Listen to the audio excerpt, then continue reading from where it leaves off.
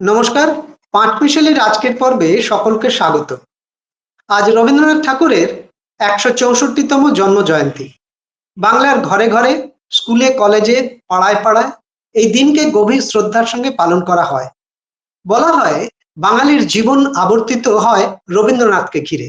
বাঙালির মননে চিন্তনে তিনিই আছেন। কিন্তু প্রশ্ন হলো, আমরা কি সত্যি রবীন্দ্রনাথের চিন্তা আদর্শকে গ্রহণ করতে পেরেছি? আজ এই নিয়েই আমাদের আলোচনা।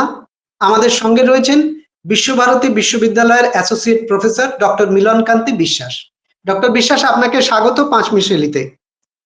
নমস্কার। স্যার, প্রথমে যেটা জানতে চাইবো যে আমরা কি সত্যি রবীন্দ্রনাথ ঠাকুরের আদর্শ গ্রহণ করতে পেরেছি?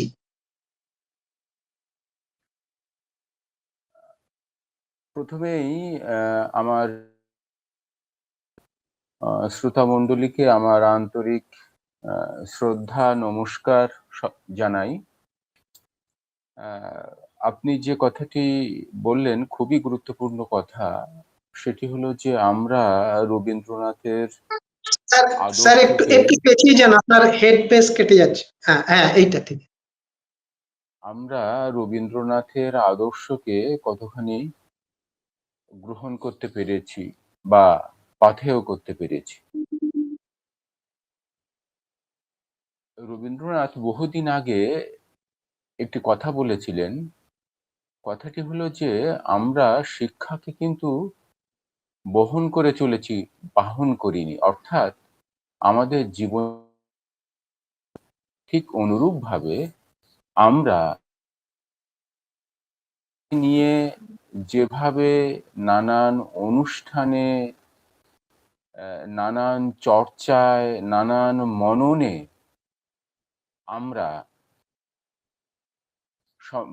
মিলিত হই, কিন্তু রবীন্দ্রনাথের যে আদর্শ, সেই আদর্শকে আমরা আমাদের জীবনে চলার পথে পাথেয় কতখানি করেছি তাই নিয়ে প্রশ্ন থেকে যায়।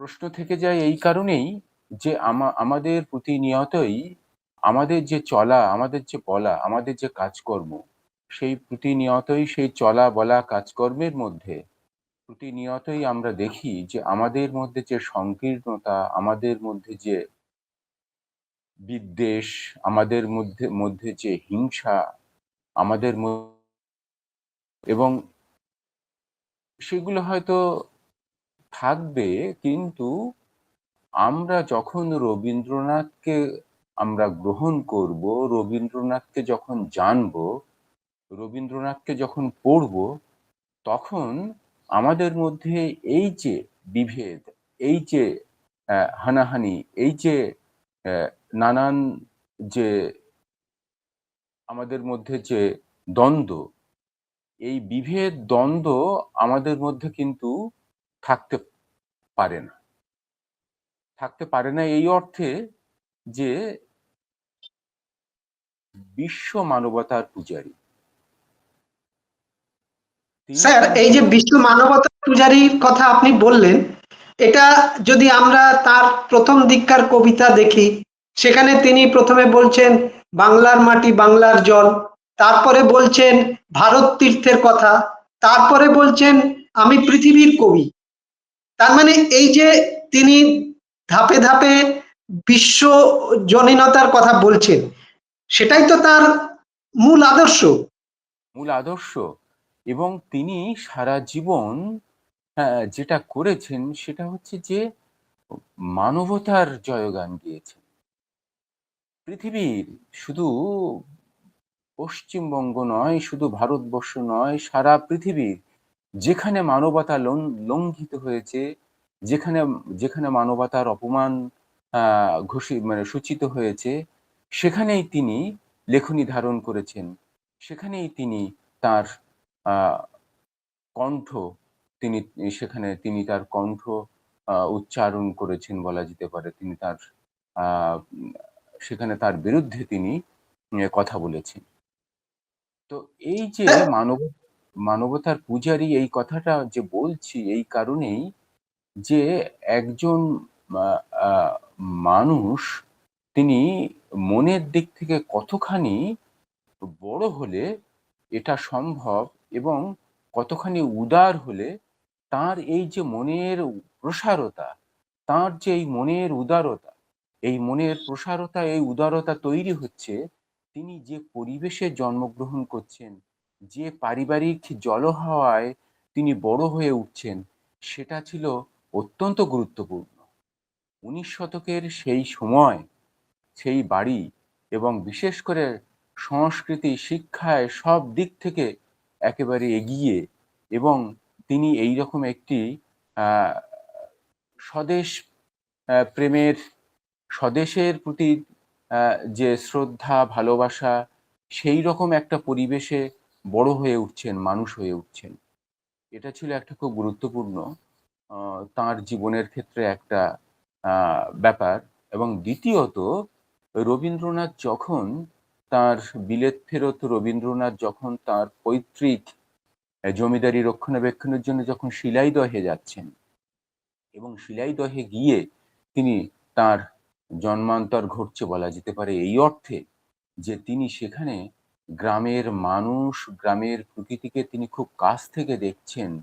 এবং শুধু দেখছেন না, এই যে মানুষ, তাদের যে অভাব, তাদের যে অনটন, তাদের যে দুঃখ, তাদের তাদের যে শিক্ষার অভাব, স্বাস্থ্যের অভাব, অর্থনৈতিক দৈন্যতা, এবং এইগুলি তাকে ভীষণভাবে তাড়িত করছে। এবং পরবর্তীকালে তিনি কিন্তু সারা জীবন এই মানুষের পাশে থেকেছেন, মানুষের কথা ভেবেছেন। এবং 1890 থেকে 1900 পর্যন্ত তিনি শিলাইদহে থাকছেন, এবং সেখান থেকে তিনি চলে আসছেন শান্তিনিকেতনে। শান্তিনিকেতনে এসে তিনি ব্রহ্মচর্যাশ্রম বিদ্যালয় প্রতিষ্ঠা করছেন, এবং এই ব্রহ্মচর্যাশ্রম বিদ্যালয়ের পাশাপাশি তিনি শ্রীনিকেতন প্রতিষ্ঠা করছেন, যে শ্রীনিকেতন হচ্ছে তাঁর কর্মক্ষেত্র। সেখানে গ্রামীণ মানুষের তাদের আর্থিকভাবে স্বনির্ভরশীল করার কথা ভাবছেন, তাদের শিক্ষার দানের কথা ভাবছেন, তাদের স্বাস্থ্যের কথা ভাবছেন, সার্বিকভাবে গ্রামীণ মানুষের উন্নয়নের কথা ভাবছেন। এবং এই ভাবনা শুধু ভাবনা নয়, তিনি কাজে করে দেখালেন। এবং তার পুত্রকে এখানেই তিনি থেমে থাকলেন না, তার পুত্রকেও তিনি বিদেশে, আমরা জানি যে ইলিনয় বিশ্ববিদ্যালয়ে পাঠাচ্ছেন, এবং কি না কৃষি এবং পশুপালন বিদ্যা শিক্ষার জন্য। এবং কৃষি এবং পশুপালন বিদ্যা শিক্ষার পর রথীন্দ্রনাথ যখন ফিরে আসছেন, তখন শিলাইদহে তিনি কৃষি গবেষণাগার প্রতিষ্ঠা করছেন, এবং সেখান থেকে তিনি আবার তাকে নিয়ে এলেন শ্রীনিকেতনে। এবং শ্রীনিকেতনে এই কৃষি গবেষণাগার এবং সেখানে জলের পরীক্ষা, মাটির পরীক্ষা ইত্যাদির মধ্যে দিয়ে কৃষকের জীবনের সার্বিক কিভাবে উন্নয়ন হবে সেই কথা ভাবছেন। অর্থাৎ একজন মানুষ কিভাবে শুধুমাত্র স্রষ্টা নয়, তিনি মানুষের পাশে থেকেছেন, মানুষের কথা ভেবেছেন, সারা জীবন তিনি মানুষের জন্য করে গেছেন। এটা হচ্ছে খুব স্যার, গুরুত্বপূর্ণ। আপনি আপনি আলোচনার শুরুতে বললেন যে বর্তমান সময়ে যে একটা বিভেদ, হানাহানি, এই যে পরিস্থিতিগুলো, অস্থিরতাটা দেখা যাচ্ছে, এই পরিপ্রেক্ষিতে একটা কথা আপনার কাছ থেকে জানতে চাইবো। রবীন্দ্রনাথকে অক্সফোর্ড ইউনিভার্সিটি হিবার্ট বক্তৃতা দেওয়ার জন্য আমন্ত্রণ জানিয়েছিলেন। সেখানে 1928 সালে প্রথম তাকে আমন্ত্রণ জানান, কিন্তু তিনি সেবার যেতে পারেননি অসুস্থতার কারণে। এমনকি 29 সালেও যেতে পারেননি, তিনি গেলেন 30 সালে। এবং সেখানে গিয়ে তিনি একটি নয়, তিনটি বক্তৃতা করেছিলেন, এবং তার একটি সংকলিত রূপ বেরিয়েছিল, রিলিজিয়ন অফ হিউম্যান। ম্যান। তো এই রিলিজিয়ন অফ ম্যান, হ্যাঁ, তো এই যে বিষয়টা, এই যে তার উপলব্ধি, সেইটা সম্পর্কে যদি একটু ব্যাখ্যা করেন। ধন্যবাদ। খুব গুরুত্বপূর্ণ একটি প্রসঙ্গের উত্থাপন করলেন। এবং আমি প্রথমেই যে কথাটি দিয়ে শুরু করলাম যে রবীন্দ্রনাথ তিনি তার পৈতৃক জমিদারি রক্ষণাবেক্ষণের জন্য যাচ্ছেন শিলাইদহে, এবং তিনি শিলাইদহে গিয়ে, আমি ওখানে দুটি প্রসঙ্গের কথা বলেছিলাম। সেটি হচ্ছে যে এক হচ্ছে গ্রামীণ জীবন, প্রকৃতির তিনি কাছ থেকে দেখার সৌভাগ্য হলো। দ্বিতীয়ত হচ্ছে যে দেখার সৌভাগ্য হলো। এবং তৃতীয়ত আরেকটি কথা বলা উচিত, সেটি হচ্ছে গ্রামীণ সংস্কৃতিকে দেখার সৌভাগ্য। হলো।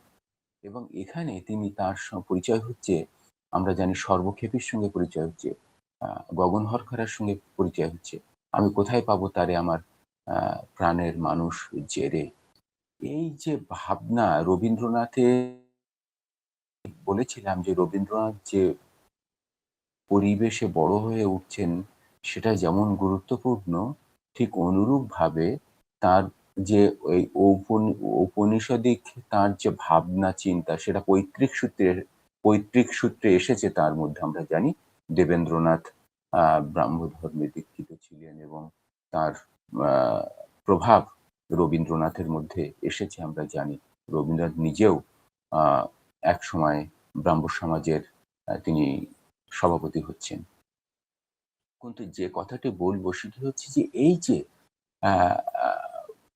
তিনি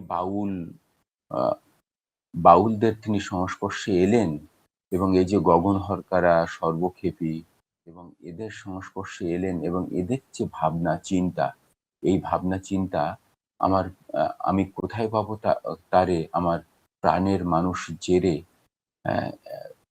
কিংবা লালনের সেই গান তাকে কিভাবে তাড়িত করেছিল।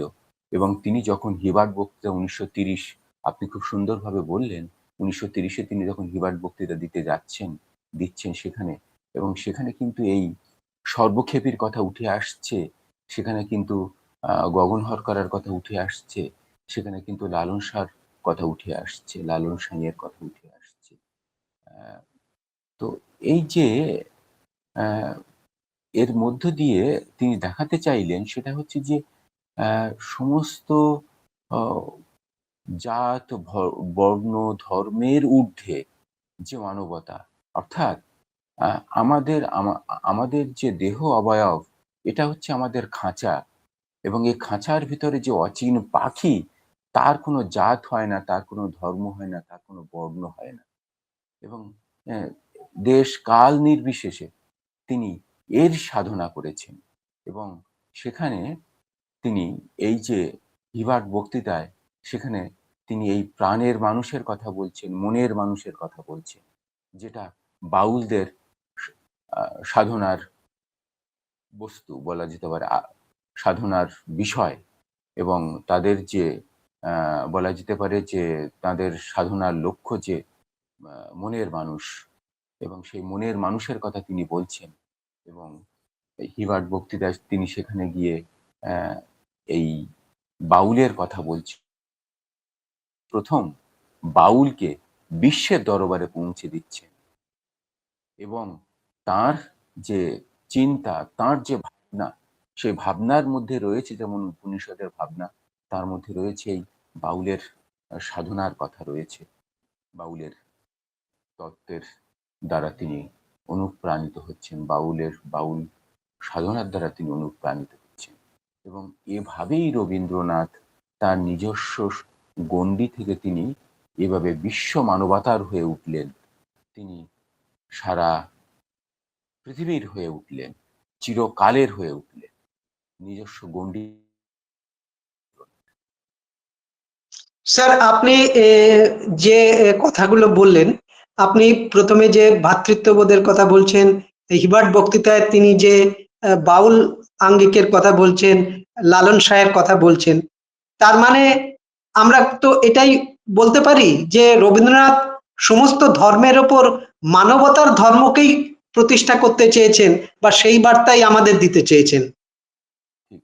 সবার ঊর্ধ্বে, সবার উপরে মানুষ সত্য, তাহার উপরে নেই। চণ্ডীদাসের এই যে কথা, এই কথা, এটা রবীন্দ্রনাথের কথা, সবার উপরে মানুষ সত্য।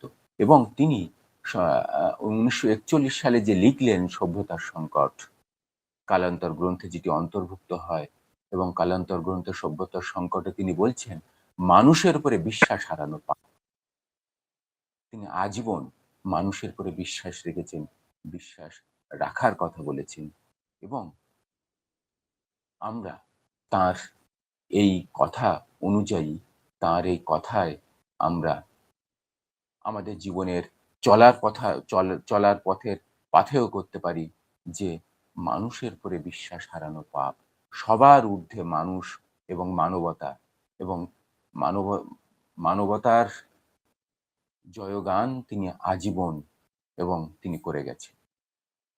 স্যার, একটা কথা মানে জানতে ইচ্ছে করছে, যে দেশে রবীন্দ্রনাথ, নজরুল, বঙ্কিম এদের মতো দার্শনিকই বলবো এনা রয়েছেন, বিবেকানন্দের মতো লোক রয়েছেন, সেখানে আজ এত অস্থির পরিস্থিতি কিভাবে তৈরি হলো? এদের দৃষ্টিভঙ্গি বা এদের আদর্শ কি আমাদেরকে প্রকৃত পথ দেখাতে পারছে না? তাহলে কি আমাদের এদের জীবন চর্চায় কোথাও খামতি থেকে যাচ্ছে? এটাই হচ্ছে আমাদের বলা যেতে পারে যে এটাই হচ্ছে আমাদের দুর্ভাগ্যের সময়, যে আমাদের এদেশে বঙ্কিমচন্দ্রের মতো মানুষ, ব্যক্তিত্ব জন্মগ্রহণ করেছেন। আমাদের এদেশে রামমোহনের মতো ব্যক্তিত্ব জন্মগ্রহণ করেছেন, বিদ্যাসাগরের মতো ব্যক্তিত্ব জন্মগ্রহণ করেছেন,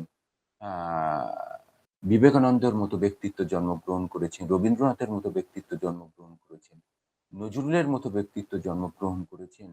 কিন্তু আমি প্রথম যে কথাটি দিয়ে শুরু করেছিলাম, যে আমরা ওই কলুর বলদের মতো কিন্তু শুধু বাহন করিনি। অর্থাৎ তাদের যে আদর্শ, তাদের যে দেখানো পথ, তাদের যে দেখানো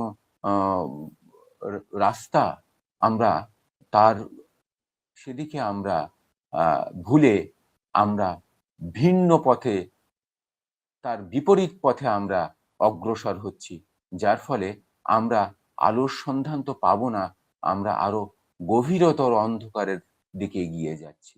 এটাই হচ্ছে আমাদের সংকটের কাল। এটাই হচ্ছে আমাদের একটা বলা যেতে পারে যে ক্রান্তিকাল।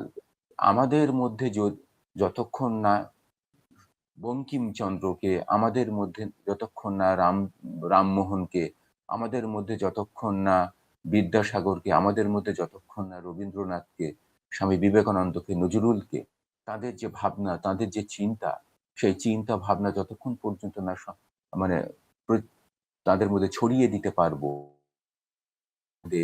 এই অন্ধকার থেকে আলোর পথে ফেরার কোনো রাস্তা নেই।